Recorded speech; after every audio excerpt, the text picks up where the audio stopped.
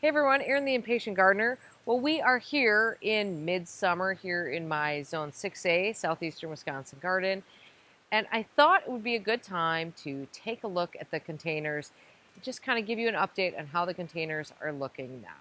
Just a note, there is a storm coming in soon, so it's starting to get a little dark and a little windy. I think we've got time to check out these containers, but if it looks a little ominous, that's what that's about. All right, so we're going to start here on the deck with the two containers that I grow on the posts of the pergola. They are identically planted. So, looking pretty good. We don't have a lot of action yet on the purple heart, on the purple bell vine. It is starting to climb up the little string trellis here. This does need a lot of heat to get going. I was a little slow in planting it, so I think it'll catch up. This is Plectranthus Mona Lavender, which so far is not bloomed at all. It's just, fortunately, it's nice foliage, but it is quite a dark, big blob in the background there, so a little flowering would be nice. And same thing goes here. We've got this mondo grass in the back, which is meant to balance that. I'm going to show you the other one too. It's interesting how different they actually are. Coralina Superbell's looking great. The Terenia is looking good. And then this is just a little unnamed Roea that I have there, which is fine, doing what it's supposed to do. It's not getting too crisp either. So let's just look at the other one quickly so you can kind of see the difference in the two. The main difference in the two of these is that the Plectranthus guacamole is looking great in this one compared to the other one.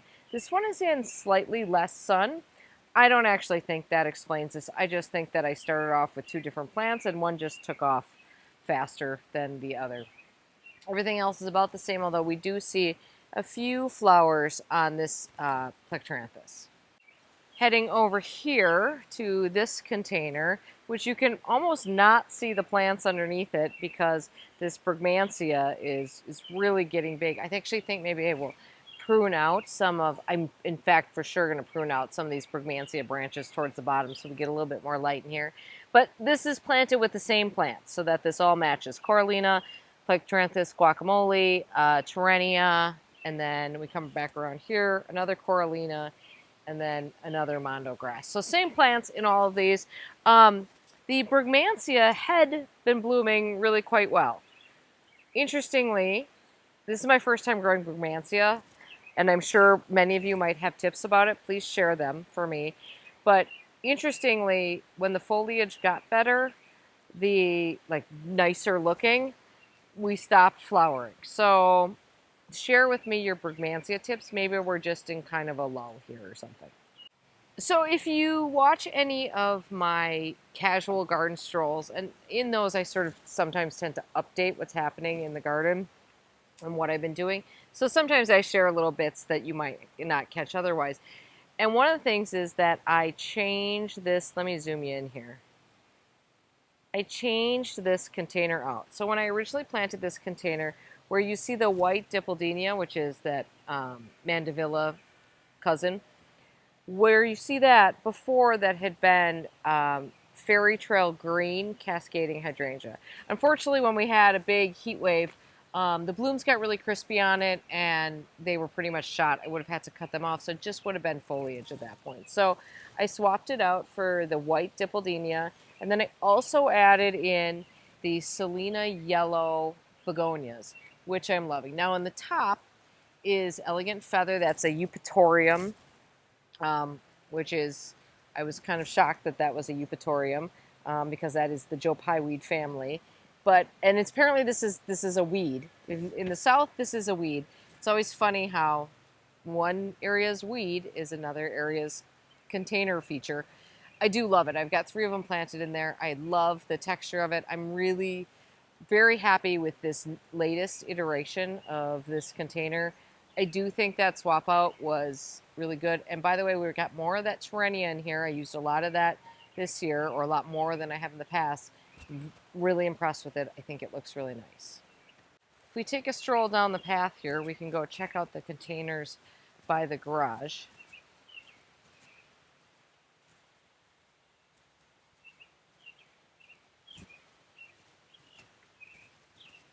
This is still probably the best container, in my opinion.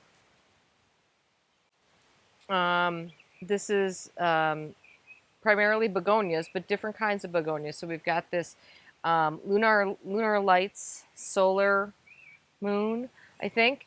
I will link the original videos and all these. The only thing with this is that you'll notice something is munching, and it's not that big of a deal. You know, we've just got some leaves, and I usually just pick out the old leaves, but it's interesting that more and more it's happening. I think I might put maybe some bug and slug in there. I don't know if that's, I don't know what it is, maybe earwigs or something.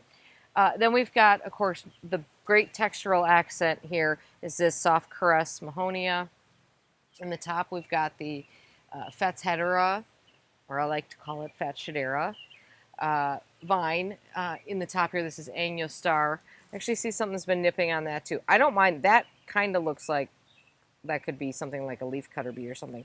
But if you remember, when I planted this, I did prune this right here because I wanted to fill up the center. And as you can see, we've got nice new foliage coming there. So, and then we've got these other more colorful begonias, which are looking good. Although I will say that the citrix, this is Iconia citrix, which is, I love it. But we're a little out of flower over here right now. And the same thing holds true over here. This one's gone a little rogue on us. This is Medusa Black sweet potato vine. I've pruned it quite a bit. It's really going mad. I need to prune it some more because the Diamond Frost Euphorbia is not winning the war. And neither is this begonia. This is another citrix begonia. I think we're probably too dry, to be honest. I think we need a little bit more water in this. It's a little bit harder to get water to this one, so it doesn't get water as much as it probably should. And then I've got this foxglove in the top here, which is supposed to keep blooming all season. Here's a citrix flower kind of hiding in there. Once we prune that sweet potato vine, maybe we'll get a little bit better. I think what we need is a good pruning on this, a nice fertilizing, a good amount of water, and then I think we'll get a bit of a reset on that one. I did add a container into the mix here that you didn't see me plant in a video.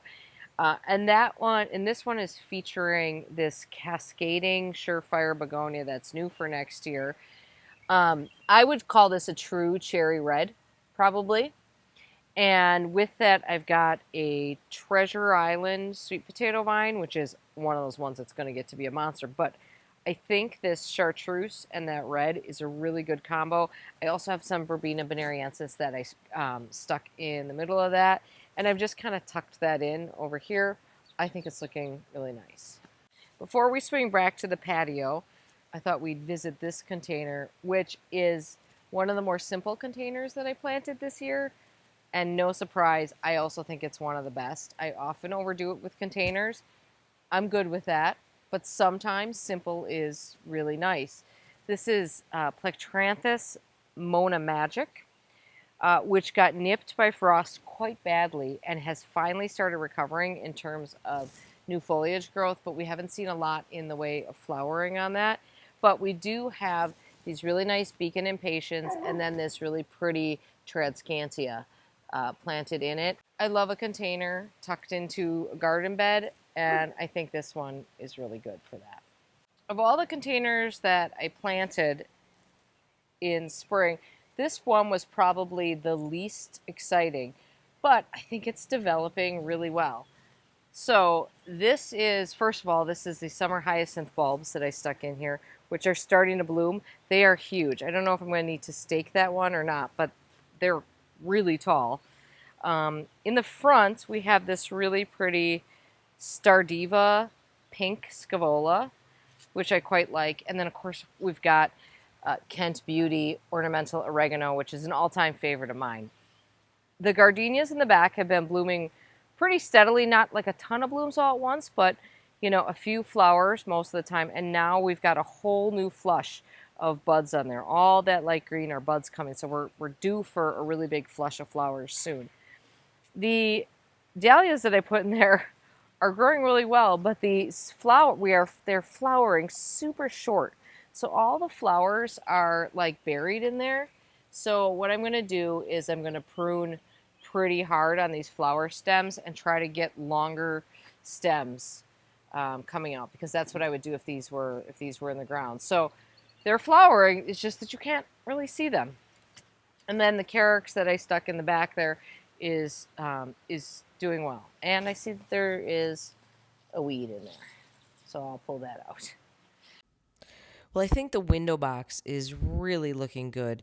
It's starting to fill in very nicely. And if you see behind the three design aligned cordelines that are in the back there, you can see the mini me chartreuse coleus just starting to come up between those, which is good because I feel like we need a little bit of brightness at the back. You know, the darkness of the windows kind of makes it disappear. So I think that chartreuse brightness is good there. The Fiona Sunrise Jasmine is starting to climb up the supports on the side. So very soon we're going to have like a curtain of chartreuse on each side and then some accents of chartreuse through the middle, which will bring a little bit of brightness to this, which is the only thing that I think this is missing. I used, there's that Plectranthus guacamole in here, but really loving this Super Bells. This is double grapefruit, new for next year. It's very much a pastel, but I think it works here, and it's certainly performing exceptionally well, in my opinion, here. Really looking quite good. That goes along with the coral sun patients that I have in there. And the whole thing is balancing out really nicely. I've used some more of that white scavola in here as well. And what I'm loving is the wire vine as the trailing accent here because it's a little bit lighter of a trailing accent. This Proven Winners one has larger leaves than some of the wire vines I've grown in the past, which I think makes this particularly well suited for this one. And then I'm loving how the Tradescantia or Secretia Purple Heart is growing through the other plants, not on its own. I think that plant can get very heavy feeling if it's right front and center. So I sort of like it when you stick it behind things and it grows through things. Moving on over here to the driveway containers, just loving this golden curls willow that's in these. This is the second year in these pots for this. And I just think it's just a fabulous accent. This one is much better looking than the other one, which we'll see in a second here. But I think overall, this is really good looking. You know, these were relatively inexpensive. I think I paid $35 for those at Home Depot 2 years ago. So $35 for a major accent in a container for 2 years is a pretty good deal. So my hope would be to plant these in the landscape when I'm finished with them in these containers. But even if I don't, I think it's well worth the price. And then in the bottom, we've got these planted relatively simply, and I'll show you the other one in a second, which has looking a little bit better in terms of the verbena. But it's probably because this one has a slightly larger willow in it, and I think it's a slightly more water. So those other plants might be, wanting a little bit more water because I think the willow is just sucking it all up. I could water these all day, and it would take it. This one is kind of one-sided, and I've tried to use a stake to sort of pull it the other direction. It just doesn't seem to want to fill in on that side. But look at that fabulous verbena. Now, the name of this one is frustratingly absent, and somewhere in there is a tag, and I can't find it. But I'm going to look for this one again. It's something orange, magic orange, or something like that. I hope I can find that verbena again because it works perfect to me with the coral sun patients. I think those two are actually like excellent complements to one another. And I did put in some of the Evergold carex in there. I knew it was a bit of a stretch because that really doesn't want a ton of sun, and it is getting a little crispy, but some of that new growth is looking pretty good in it, so maybe we can pull it out with that nonetheless. Moving over to the big container, first of all, the banana. Now, this was a new banana this year. Is doing what these bananas do. It's just growing like crazy, giving it lots of water, and it got lots of osmocote when I planted it. So it's looking, it's just looking fabulous, I think. The Bad Hair Day Mangave is nice, and I've got this scented geranium growing through this. I believe this is a lime scented geranium. It looks different from the other ones I've had. It wasn't labeled when I bought it, but it definitely smells like lime. So that's what I'm calling it. It's a little bit more of a trailing one though. It's flowering for the first time. These flowers have do not match this container at all, but I thought I'd show you them before they get cut off because I'm really growing that as a foliage accent in there.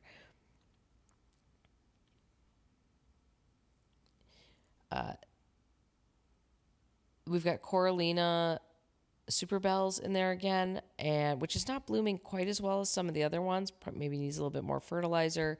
And I've got that variegated sweet potato vine in there, which I think I'm liking. I haven't. The jury's a little bit out on it. What I think is looking great though is this Indian Dunes geranium or pelargonium. Which I think is just such a nice accent. And of course, it works great with this sunshine ligustrum in the back. And then I've got taller dahlias in the back there, which are all budded up and about to bloom. In the front, I have the shorter dahlias, and that's the Rad Raz shorter dahlia from, that one's from Proven Winners. Another Sunshine Ligustrum on the other side, another Coralina on the other side. But this is the side view, so you can kind of see how I staggered this a little bit. Looks good from the side, but also from the front, I think everything is kind of nicely intermingling in this, and I'm really happy with how this is looking.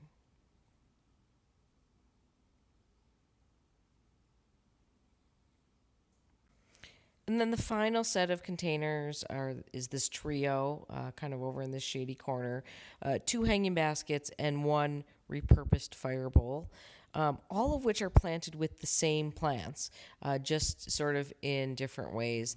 There's begonias in there. There's the Rex begonias. Um, a little bit of this bridal veil Tradescantia, which is looking good, a brake fern, and some Brawalia in there. And that bridal veil Tradescantia seems to be a really kind of lovely plant. I've seen it in a lot of places this year, but this was the first year I've ever even noticed it. But I think it's looking spectacular. That's a ghost fern in there. Each one of them got one of those. I will plant that out into the landscape at the end of the season. And I haven't even had to water these that much. I don't know what Rex begonia that is, but I absolutely am loving it. That's another one of the citrix, Iconia citrix begonias. The one thing that isn't doing great in these planters is actually the Brawalia, which I'm a little bit surprised about. Maybe it's a competition thing. Actually, the Brawalia in this container is looking better than the larger hanging basket. And then at the bottom, I'm using another one of those Lunar Lights Sterling Moon begonias. And then in the bottom pot, I'm using one of those Sterling Moon, Lunar Light Sterling Moon begonias.